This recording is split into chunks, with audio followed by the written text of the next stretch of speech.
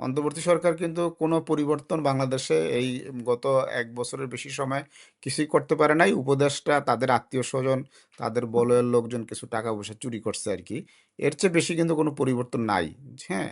যারা ই ইভেন আ হাসিনা সরকারের সময়েও যে একটা ইয়ে ছিল আরকি যে আপনার ন্যূনতম সরকারের যে কার্যকারিতা ছিল, সেটা কিন্তু হুম। এখন নাই। হ্যাঁ? এটা হচ্ছে একটা মানে বড় বিষয়।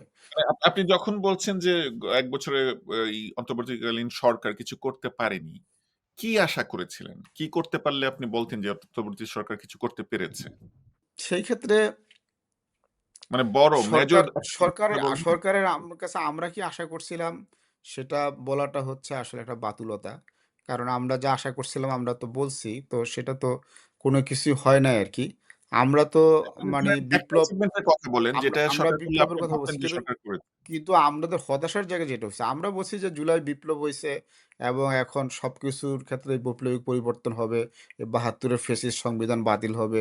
রাষ্ট্রপতি চুপ্পুকে হচ্ছে বিদায় হবে এবং যেসব আ সেনা, তারপরে সামরিক, বেসামরিক আমলা, বিচারপতিরা যারা হচ্ছে গণহত্যা, নিপীড়নের সাথে জড়িত তারা চাকরিচ্যুত হবে, গ্রেফতার হবে।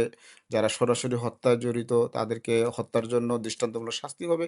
এসব এসব তো মানে আমরা চাইছি আরকি। তো এটা এই সরকার করবে না।